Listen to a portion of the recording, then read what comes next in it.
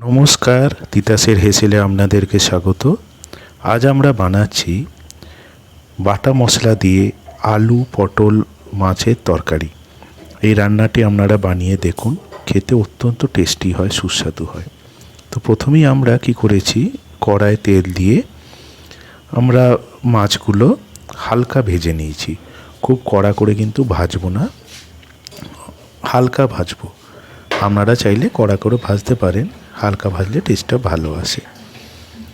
আচ্ছা, আমরা পটলে নুন হলুদ মাখিয়ে রেখে দিয়েছিলাম, দিয়ে পটলটা আমরা ভেজে নিয়েছি। আর বাটা মশলার জন্য দেখুন আমরা নিয়ে নিয়েছি গোটা ধনে, গোটা জিরে, কালো জিরে, গোটা গোলমরিচ, মৌরি, আর এর সাথে থাকবে এলাচ, দারচিনি, লবঙ্গ, আর সঙ্গে থাকছে আদা, কাঁচা লঙ্কা। এই সব কটা আমরা কিন্তু মিক্সিতে দিয়ে বেটে নিচ্ছি।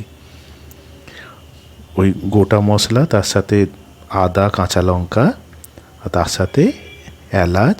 আমরা এখানে একটা এলাচ দিয়েছি, ছোট ছোট দুটো দারচিনি দিয়েছি, আর দুটো লবঙ্গ দিয়েছি।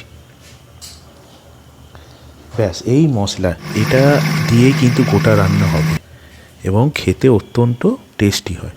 দেখুন, যেটা আমরা এই বাটা মশলাটা বানিয়েছিলাম, তাতে আমরা কি করছি, হলুদ আর কাশ্মীরি লঙ্কা দিয়ে ভালো করে মাখিয়ে নিচ্ছি। এতে কালারটা খুব সুন্দর আসে। আমাদের ওইদিকে মাছ ভাজা হচ্ছে, আমরা ততক্ষণ এইখানে এগুলো সেরে নিচ্ছি। হ্যাঁ, মাছ কিন্তু একদম আবার হালকাও করা যাবে না, কারণ ঝোল তো, তাহলে মাছটা ভেঙে যেতে পারে। মোটামুটি আপনাদের পছন্দ মতো আপনারা ভাজবেন। দেখুন, মাছটা জাস্ট একটু হালকা লালচে কালার এসছে, আমরা এবার কিন্তু তুলে নেব। পটল আমাদের ভাজা হয়ে গেছে। আচ্ছা, এর মাঝে আমরা কি করেছি, পেঁয়াজ কেটে নিয়েছি সরু করে, টমেটো আছে, আর রসুন আমরা ছাড়িয়ে নিয়েছি। রসুন কিন্তু আমরা কুচিয়ে নেব। আর আলু আমরা সেদ্ধ করে রেখেছি। আলুটাকে এবার আমরা হালকা তেলে, আমরা দেখুন গোটা রান্নাটা করছি খুব কম তেলে, আলুগুলো কিন্তু আমরা ডুবো তেলে ভাজবো না, ওই জন্য আমরা কিন্তু একটু সেদ্ধ করে নিয়েছিলাম। আলুটা আমরা হালকা করে ভেজে নেব। দেখুন, আলুগুলো আমরা দিয়ে ভেজে নিচ্ছি, পটলগুলো যেমন আমরা ভেজেছিলাম। আর আলুগুলো একটা একটু সেদ্ধ করে নিলে প্রেসার কুকারে কি হয়, তেলটা কম লাগে। উল্টে পাল্টে ভেজে নিয়েছি। দেখুন, আলু আমাদের ভাজা হয়ে গেছে। এবার আমরা গোটা রান্নাটা করব, একটু সর্ষের তেল দিয়ে করছি।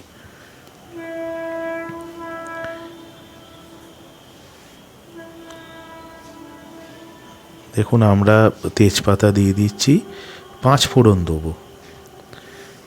আমরা 5 ফোড়ন দেবো।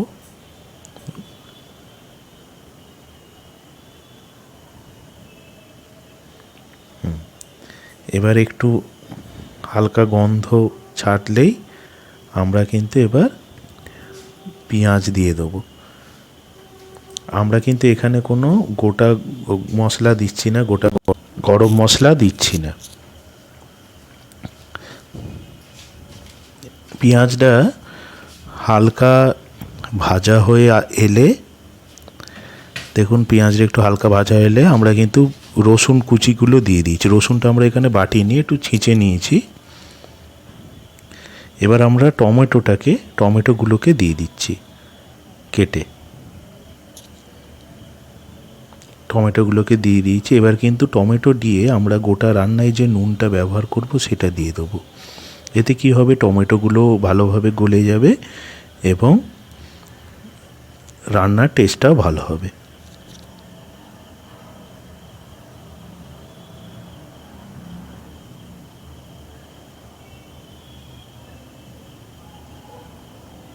দেখুন, আমরা কিন্তু এইখানে চিনিও দিয়ে দিয়েছি। আমাদের যেহেতু পটল ভাজা আছে, আলু সেদ্ধ আছে, অতএব সেদ্ধর কোনো ব্যাপার নেই, অল্প একটু সেদ্ধ হবে, ওই জন্য আমরা এখন চিনিটা দিয়ে দিয়েছি।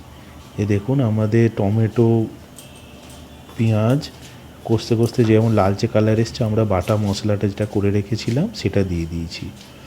দিয়ে বাটিটায় অল্প জল দিয়ে নিয়ে এবার আমরা এটা কষতে থাকবো। এটা কষতে কষতে কিন্তু খুব সুন্দর একটা লাল কালার আসবে এবং সুন্দর একটা গন্ধ ছাড়বে এবং তেল ছাড়বে। তখন আমরা আলু পটলগুলো দেবো। এটা কিন্তু ধৈর্য ধরে আস্তে আস্তে কষতে হবে। এইটা আমরা কিন্তু ঝোল বলিনি, এটা তরকারি। হ্যাঁ, দেখুন একটু তেল ছাড়ছে, এ দেখো কালারটা কি সুন্দর এসছে। এবার আমরা আলু পটলটা দিয়ে দেবো। এখানে মেন মশলা কষানোটা, কিন্তু তেল কম লাগবে। এটা আমরা মেন মিক্সিতে মশলাটা বেটে নিয়ে আমরা করছি বলে এত টেস্টিও হয়, খেতে সুস্বাদুও হয়। মানে খেতে তো অবশ্যই সুস্বাদু এবং দেখতেও খুব সুন্দর হয়।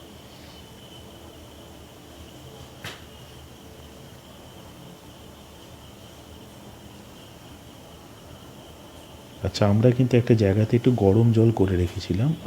আপনি যে কোনো রান্নায় যদি একটু ঠান্ডা জলের জায়গায় গরম জল দেন তাতে টেস্ট বাড়ে। তো আমরা কিন্তু অল্প গরম জল করে রেখেছিলাম। আমরা যে জলটা দেবো এবার, আমরা তো এটা ফুটতে দেবো, তো অল্প গরম জল দিয়ে আমরা এবার এটা ফুটতে দেবো এবং মাছটাও দিয়ে দেবো, দিয়ে একসাথে আমরা ফোটাবো। দেখুন জলটা একটু বেশি লাগবে, কারণ এইটা তরকারি হলে একটু ঝোল ঝোল রাখা হয় ভাত দিয়ে খাওয়ার জন্যে, কিন্তু এতটাও জল থাকে না, এটা হাফ হয়ে যাবে। এই মাছগুলো আমরা দিয়ে দিচ্ছি।